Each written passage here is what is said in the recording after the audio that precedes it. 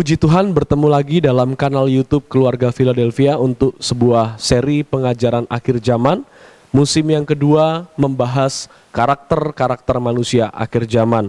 Kita berdoa terlebih dahulu. Bapa dalam kerajaan sorga, kami kembali belajar tentang firman-Mu mengenai akhir zaman, mengenai karakter-karakter manusia akhir zaman.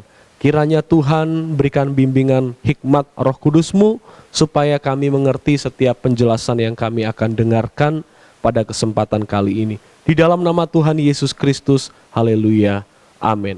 Kita sudah sampai pada pertemuan yang ke-17, di mana pertemuan ke-17 ini membahas karakter yang ke-16 dari daftar 19 karakter manusia akhir zaman yang terdapat di dalam 2 Timotius pasal 3 ayat 1-5. Kita baca dulu ayat firman Tuhannya. Ketahuilah bahwa pada hari-hari terakhir akan datang masa yang sukar. Manusia menjadi tidak berpikir panjang. Salah satu penyebab kesukaran hidup kita sekarang adalah keberadaan orang-orang yang punya karakter tidak berpikir panjang. Dan karakter tidak berpikir panjang ini diterjemahkan dari kata aslinya profetis. Mari kita melihat lebih dalam mengenai karakter ini. Seperti biasa, karakter ini dalam 4 kerangka atau 4 area yang rusak di akhir zaman, ini terdapat dalam area yang ketiga, menjelaskan kerusakan antara hubungan kita dengan sesama manusia yang lain. Entahkah itu dengan orang percaya, ataupun juga dengan orang-orang yang belum percaya. Karakter yang ke-16 ini masih ada dalam konteks hubungan sosial. Dan saya akan bagi pertemuan ini menjadi 4 bagian. Bagian pertama kita akan mengerti secara sederhana apa itu kata profetis. Karena kenapa kok dibilang mengerti secara sederhana, tidak seperti biasanya. Karena dalam makna aslinya juga tidak terlalu jauh beda dengan bahasa Indonesia yang kita kenal, yaitu tidak berpikir panjang. Jadi kita hanya cukup mengerti secara sederhana saja apa arti kata profetis secara harfiahnya.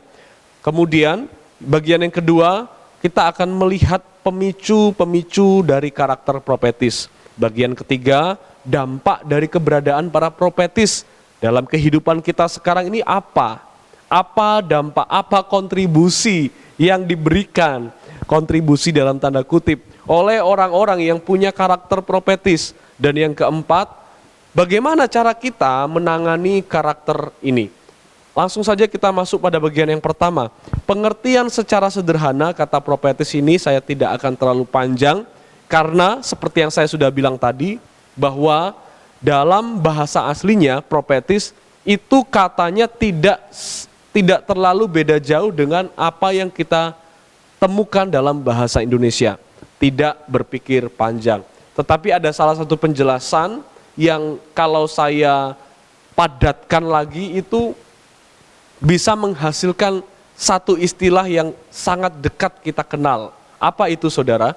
Profetis atau karakter tidak berpikir panjang dalam pengertian yang sesungguhnya secara sederhana itu berarti orang yang bersumbu pendek.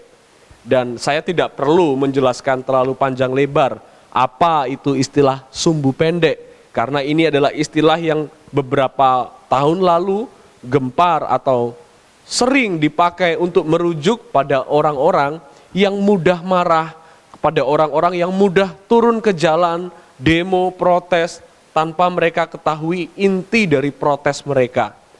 Dan ini tidak jauh berbeda dengan kata profetis.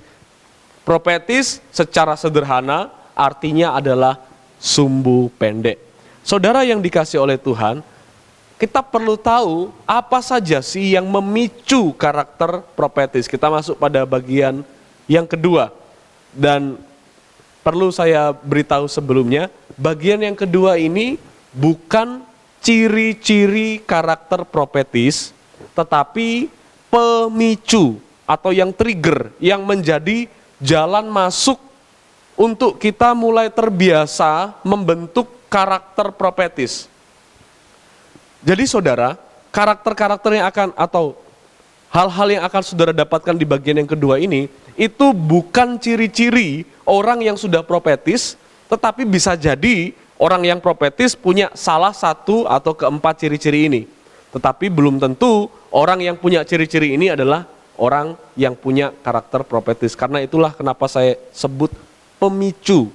Pemicu adalah sesuatu yang akan membuat kita mulai membentuk karakter profetis dalam diri kita. Pemicu-pemicunya itu apa saja?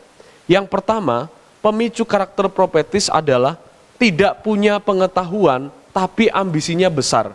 Boro-boro pengetahuannya sedikit dan ada ambisi yang cukup. Nah, ini tidak, sama sekali tidak punya pengetahuan tentang sesuatu tapi ambisinya besar banget ya.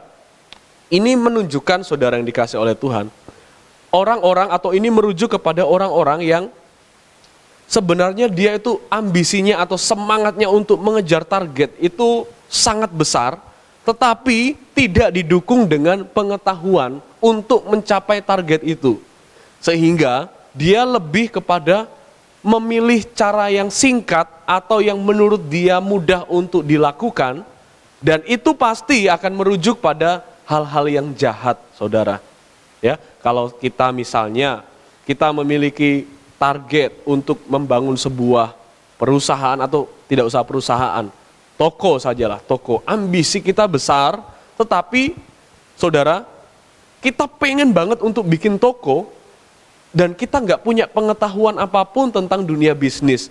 Kita nggak ngerti kebutuhan pasar, kita nggak tahu market yang terbaik di daerah di mana kita akan dirikan itu. Kita tidak tahu letaknya toko yang akan kita bangun itu apakah strategis atau tidak.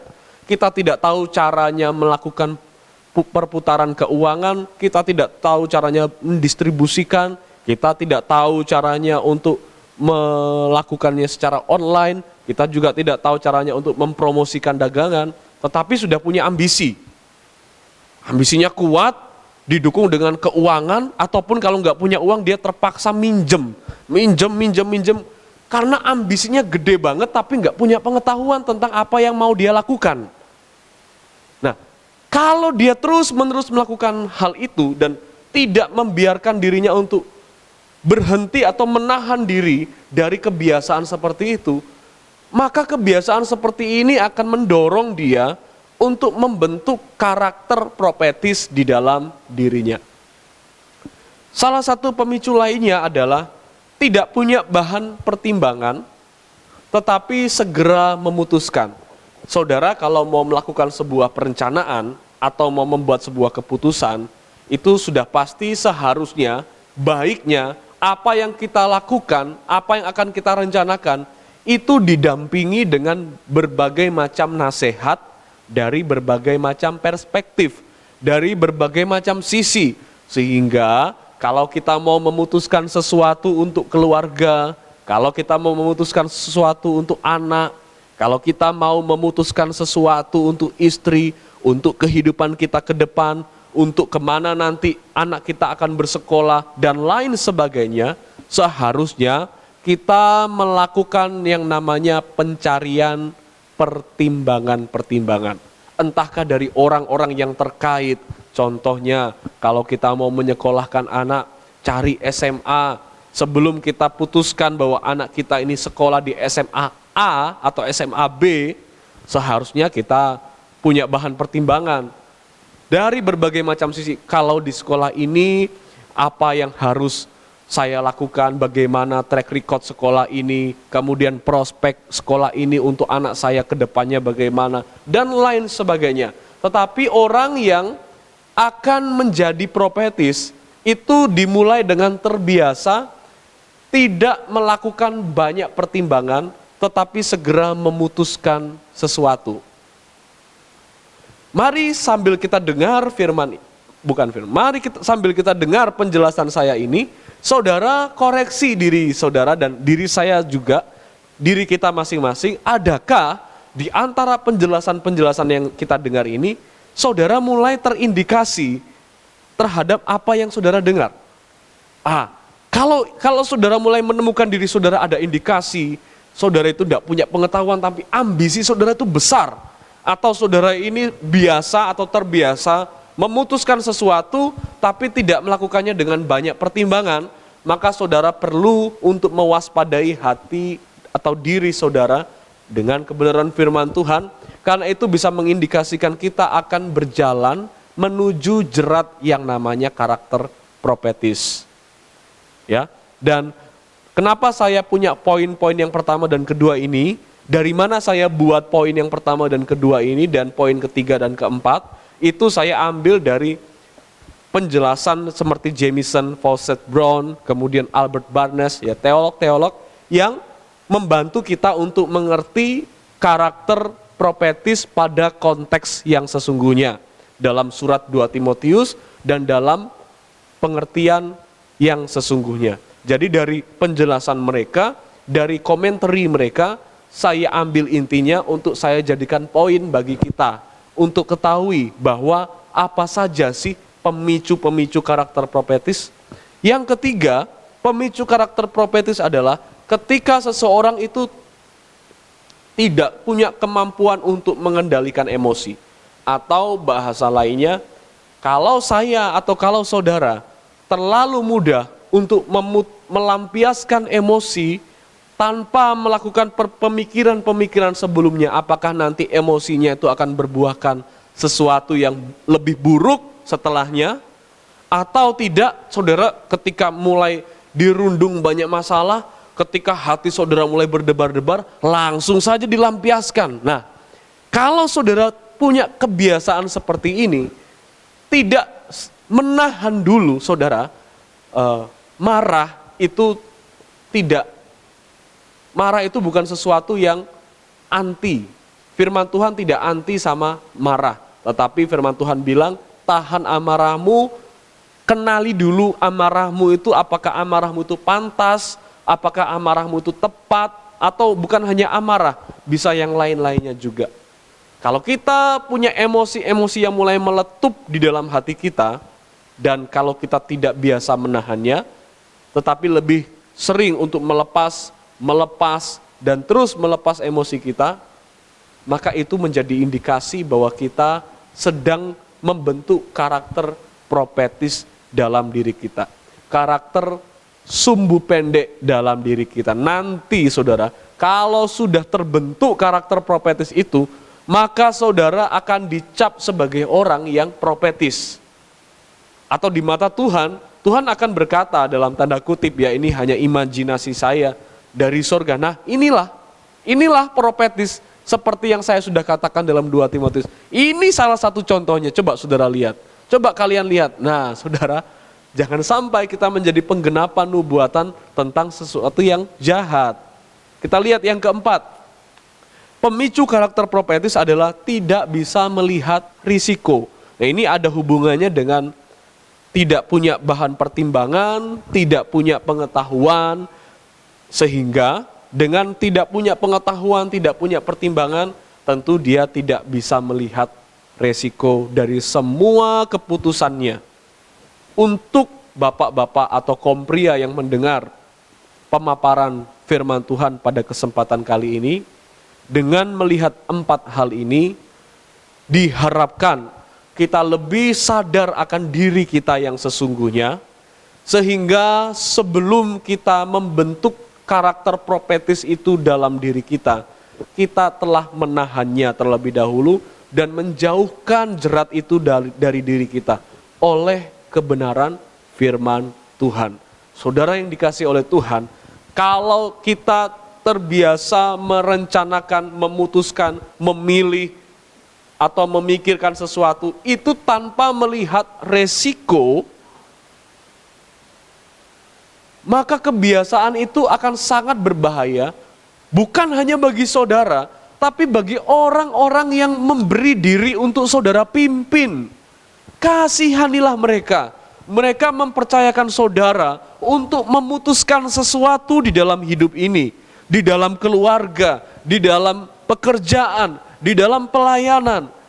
Maka saudara perlu melihat bahwa keputusan saudara adalah tanggung jawab yang besar, mempengaruhi pengalaman hidup dari orang-orang yang mempercayakan diri kepada saudara. Itu sebabnya bapak-bapak, suami, atau cowok-cowok, anak-anak muda, ketua-ketua, gembala, pendeta, dan lain sebagainya, para hamba Tuhan. Jangan sampai kebijakan-kebijakan kita tidak didasari dengan melihat resiko yang ada, sehingga alih-alih menjadikan rencana kita itu berhasil, justru semakin menjerumuskan orang-orang di sekitar kita pada masalah yang lebih besar dari sebelum kita melakukan keputusan. Itu sebabnya hanya sampai sini saja kita sudah punya pemahaman atau pengendalian diri, supaya jangan sampai karakter profetis itu melekat di dalam diri kita. Karena apa? Karena dampaknya itu akan sangat menyedihkan, bukan hanya bagi saya dan saudara, tapi bagi orang-orang yang di sekitar saudara, bagi orang lain bahkan.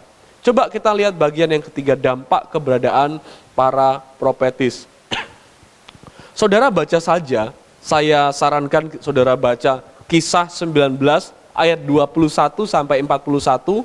Di situ ada, di dalam gambar ini saudara melihat orang-orang yang memegang perak, ya. Perak itu patung-patungan, dan pada konteks itu mereka sedang melakukan demo karena dipanas-panasi, dikompori oleh pimpinan mereka, ya, oleh si bos pengusaha perusahaan patung perak itu, karena menurut bos ini kehadiran Paulus itu menghambat penghasilan mereka, sehingga bos ini tanpa melihat sesuatu itu, Paulus itu bagaimana, tanpa kenal dulu Paulus pelayanannya dan lain sebagainya, tanpa kenal dulu hamba-hamba Tuhan yang melayani, ini langsung disampaikan ke para pegawai-pegawainya, lalu membakar semangat, ayo kita protes hamba Tuhan itu yang membuat penghasilan kita turun. Dan orang-orang di sekitarnya, bawahan-bawahannya yang gak ngerti apa-apa, dikasih panas omongan seperti itu, ikut saja turun ke jalan. Proteslah mereka kepada para hamba Tuhan yang memberitakan firman Tuhan, yang sebenarnya tidak ada kaitan langsung dengan pekerjaan mereka, kecuali untuk mengalihkan pandangan orang-orang dari penyembahan berhala kepada Tuhan yang hidup. Dan ini salah satu hambatan dari pelayanan para hamba Tuhan pada waktu itu, ketika mereka diperhadapkan dengan para pengusaha, bisnismen yang merasa usaha mereka dalam pembuatan patung-patung berhala itu terhambat karena adanya orang-orang yang memberitakan firman Tuhan ini. Para hamba-hamba Tuhan, rasul-rasul Yesus Kristus ini. Dan kalau saudara baca, profetis ini ada dalam konteks Kisah 19 ayat 21 sampai 41. Dari kisah ini, sekali lagi, supaya lebih jelas, saudara baca sendiri Kisah 19 ayat 21 sampai 41, kemudian pause video ini, pause, ya. Setelah di pause, saudara baca, kemudian setelah saudara selesai baca, saudara kembali klik untuk play video ini dan kita lanjutkan penjelasan kita. Silakan dibaca Kisah 19 ayat 21 sampai 41. Setelah saudara membaca, dari bacaan yang saudara sudah baca itu, kita ambil intisari untuk mengenal atau untuk mengetahui dampak-dampak dari karakter profetis ini apa saja kira-kira. Dan kita akan menemukannya dalam nats atau bacaan yang saudara sudah baca tadi, dalam Kisah pasal 19 ayat 21 sampai 41. Dampak yang pertama, dengan keberadaan karakter profetis ini, orang-orang profetis ini, manusia-manusia lainnya atau orang-orang lainnya mudah terprovokasi dan membentuk kerumunan yang berisi orang-orang yang penuh amarah. Maaf saudara, maksud saya keberadaan karakter profetis ini membuat orang-orang zaman sekarang mudah untuk terprovokasi oleh berita yang belum tentu jelas adanya, belum tentu kebenarannya itu valid. Tetapi karena karakter ini sudah melekat dalam diri orang-orang zaman yang sukar zaman sekarang ini, di zaman akhir ini, maka akan mudah sekali orang-orang terprovokasi.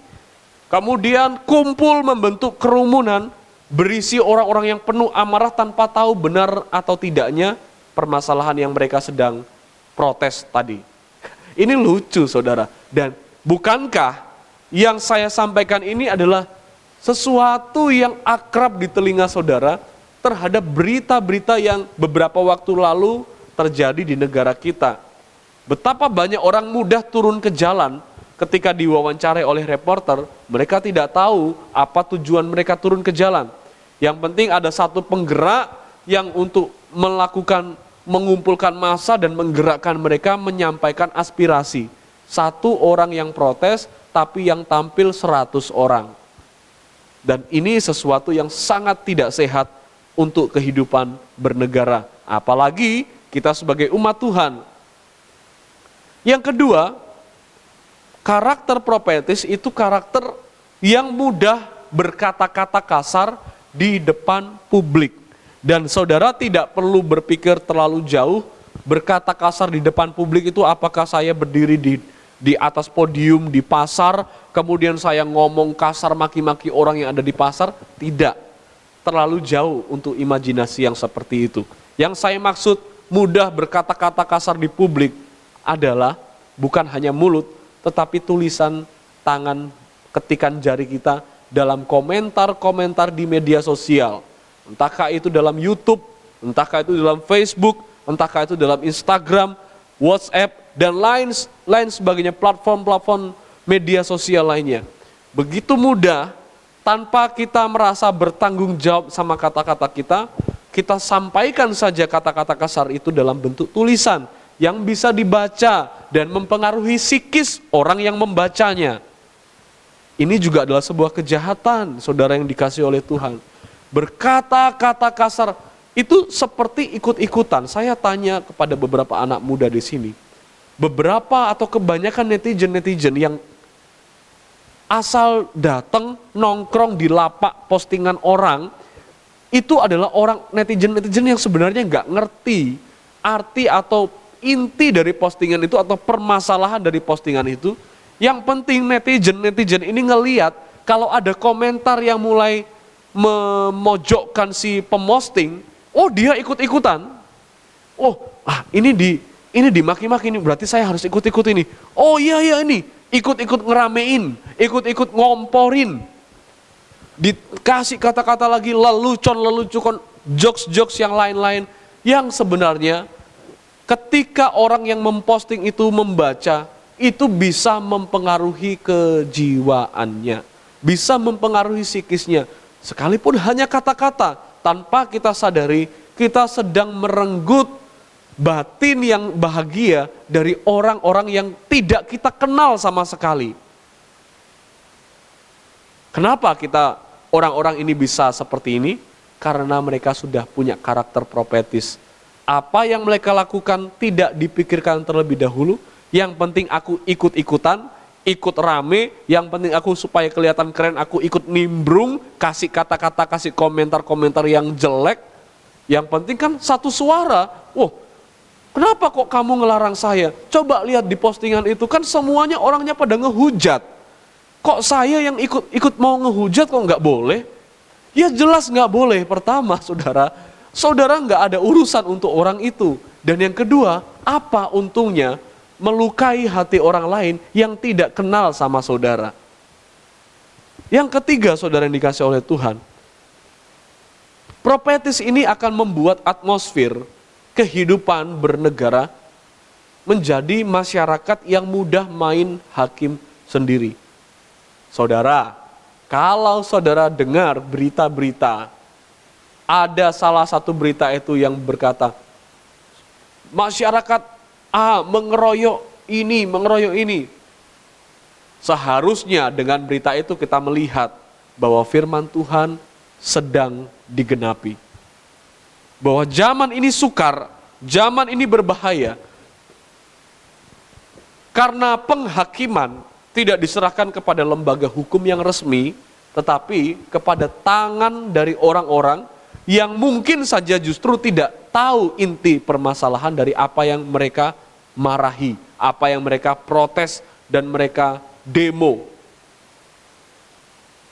Saya kasih satu contoh di tempo.co, saya kutip, di situ saudara baca saja headline-nya, lansia dipukuli sampai tewas. Ceritanya bagaimana saudara? Ceritanya ini ada lansia ini, ada orang yang sudah tua, mengendarai mobil, kemudian diteriakin maling sama seseorang pengendara yang lain. Karena diteriaki maling, otomatis si pengendara mobil ini semakin ngebut, bukan karena dia memang maling, tapi karena dia takut atau panik.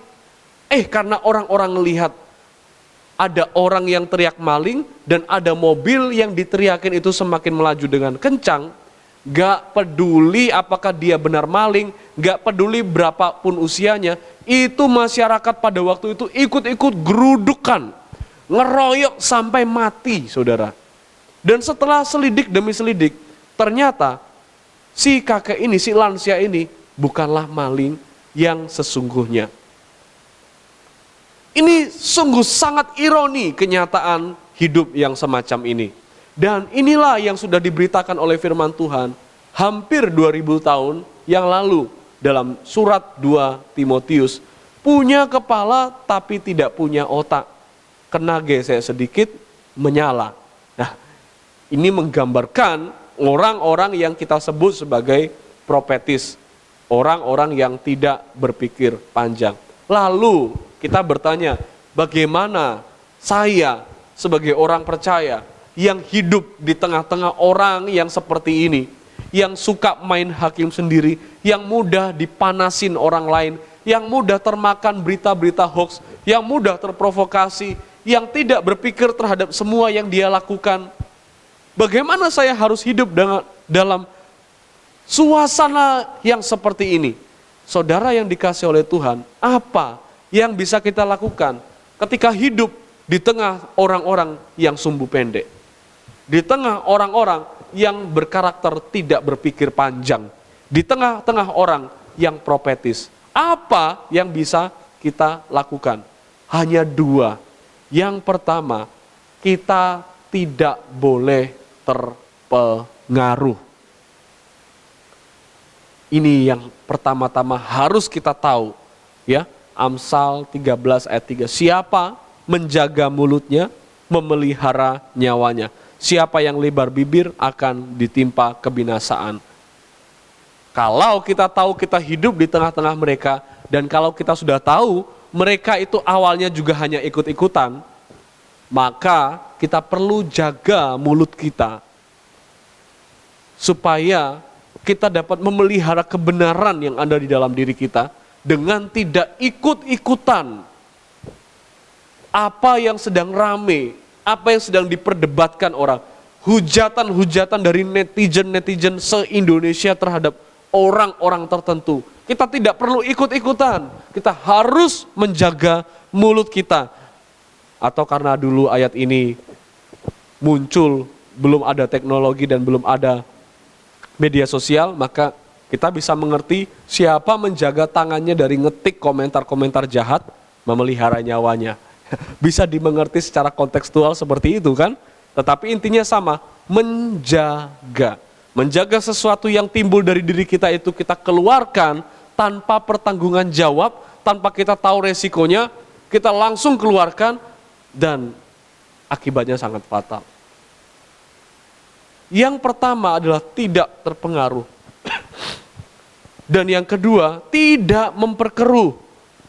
Dan kita perlu meredam dengan sikap hidup yang benar sesuai Injil Kristus. Orang bijak menyimpan pengetahuan, tetapi mulut orang bodoh adalah kebinasaan yang mengancam. Saudara yang dikasih oleh Tuhan, kenapa saya katakan hanya satu-satunya cara untuk mengatasi karakter profetis ini adalah dengan menjaga supaya kita tidak terpengaruh sama mereka, atau juga dengan caranya kita tidak memperkeruh mereka, ngompor-ngompori mereka. Kenapa kok hanya seperti itu saja cara yang bisa kita lakukan?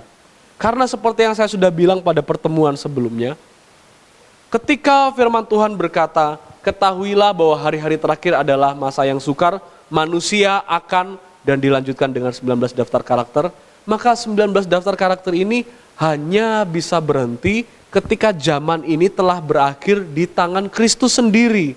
Dan biarlah kita terima kenyataan ini, bahwa pengajaran-pengajaran kebaikan seberapapun itu dilontarkan di tengah dunia ini, kebajikan-kebajikan moral agama apapun diwartakan di tengah dunia ini, firman Tuhan tetap ya dan amin. Artinya karakter-karakter ini tidak akan pernah berhenti sampai Tuhan Yesus datang. Sehingga kalau kita sudah tahu bahwa karakter ini tidak akan bisa berhenti, mau kita stop satu, muncul nanti yang lain. Kita stop yang lain, nanti muncul keluar yang lain lagi. Kalau kita sudah tahu ini, berarti satu-satunya cara untuk mengatasi mereka adalah dengan menjaga diri kita sendiri.